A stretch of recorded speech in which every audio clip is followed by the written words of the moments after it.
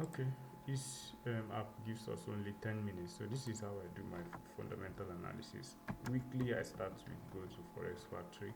So I go here to see the news events for the week. So I use this place called the filter. So for me as a trader, I'm only interested in US dollar news related events. So some others who trade GBC, these are the major currency pairs.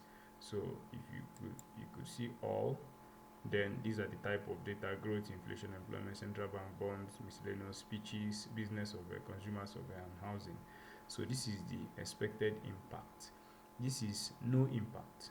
Things like public holiday, they don't have impact. This is low impact. This is medium impact. This is high impact. I don't add all these, but let's add all of them first to see in the market. I don't use from medium to this. I only use high impact news events to check my trade. So I want to check for this whole week. So I'm going to start from Monday to Friday and apply settings for all the currency pairs. So you see on Monday, these low impact. On Tuesday, if you're trading New Zealand dollar, official cash rate is a high impact news. I'm not saying you can put this, but from experience, these don't move the market. This is where the real money is, and this is what moves the real market. So you see, yesterday we had CPI, called CPI. Then this the Canadian Bank of Canada released their monetary policy reports. Then this is how it is till Friday. So, but for me as a trader, I do not use all these other because I only trade gold, and for gold, only what I need is the US dollar alone, and I do not need all these extended impacts folders. All I need to have is just for my USD. For so from then till Friday, look at what I have called CPI. So what does this mean? So for CPI, let's get details about the CPI. So for the CPI, what it measures is the change in the price of goods and services purchased by consumers, excluding food and energy. So for month on month, or what has been the change. So you see that consistently for over 4 months now, we've had consistent increase, or at least it did not reduce. So we just had a marginal. This was just what it was, so it was above.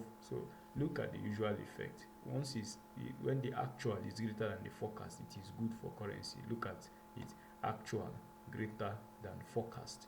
It means it is good for the currency, and it says it is released monthly about 16 days after the month end. So the next release is May 15th.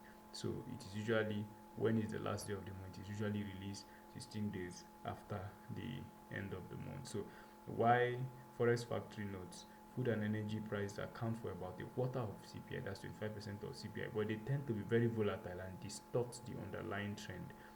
The FOMC, Federal Open Market Committee, usually pays more attention to the core data. So do traders. As traders, we pay attention to the core data. Why traders care? Consumer prices account for a majority of overall inflation. How do you know if inflation is so much money pursuing few goods, right? So consumer price is how we spend. Like I said yesterday, consumer price or the CPI makes for, in developing countries, about 80% of household spending, and in underdeveloped countries, 80% of household spending, or over 80%. In developing countries, about 50-60%, and it's healthy for the economy. So inflation is important to currency valuation because rising prices lead the central banks to raise interest rates. That was what I was trying to explain to you guys today. So out of respect for their inflation containment mandate. So if there is rising inflation, there is an increase in the interest rate. Don't confuse that. So it also called CPI-EX, food and energy underlying CPI. So there is acro expand, is called consumer price. That's the acronym expand, is called consumer price index, CPI. So this is what it is. So if I want to get, this is the calendar that gives me this news.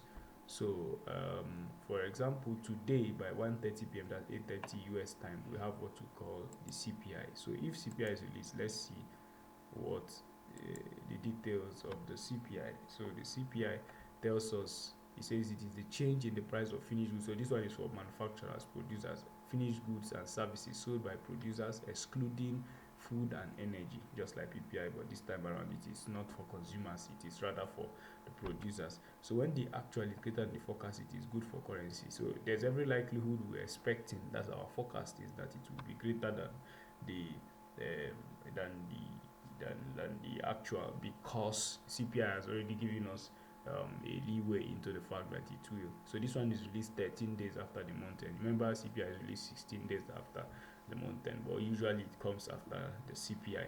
So the forest factory loan. So the next date is May 14th. Remember that one. The next day is May 15th. So source changed include calculation formula as of February 2014. Food and energy prices make up 40% of overall PPI, which tends to mute the importance of core data.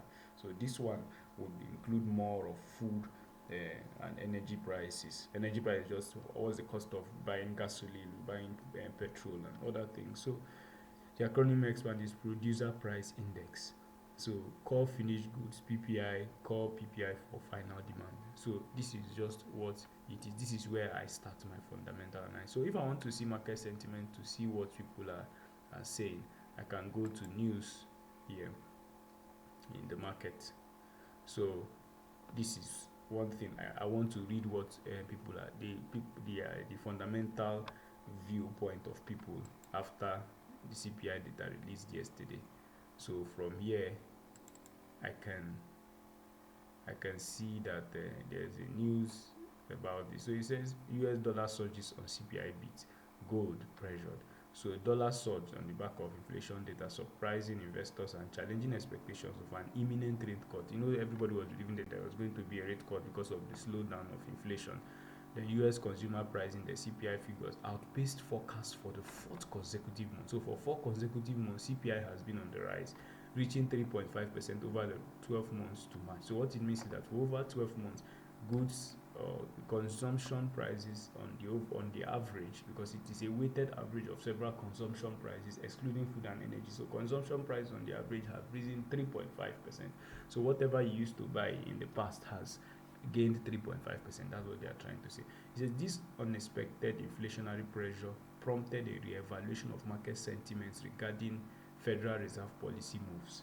So it has led to a re-evaluation of market sentiment. You know, we talked about market sentiment as a form of fundamental analysis. A lot of persons are re-evaluating how they are making their sentiments. So gold prices faced downward pressure amidst a strengthening US dollar. So gold is now going down. So this was what happened. If you followed through yesterday, I took a trade of a buy here.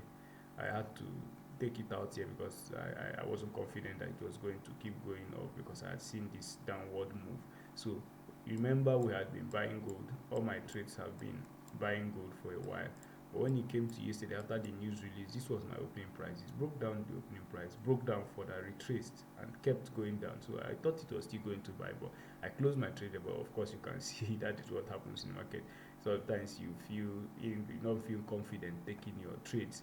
And also, I do not know if this is in the back of the news that is released, because if you go to calendar,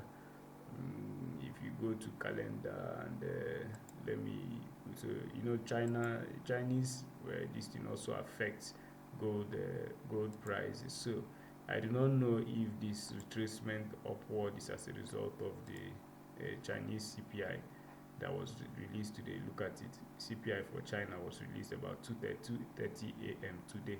So I don't know if that is the reason why gold is rising. But like we said, you remember what we read here. What we read here showed us that the gold price has been on a surge. So I'll post this video for now. Then I'll still continue with another.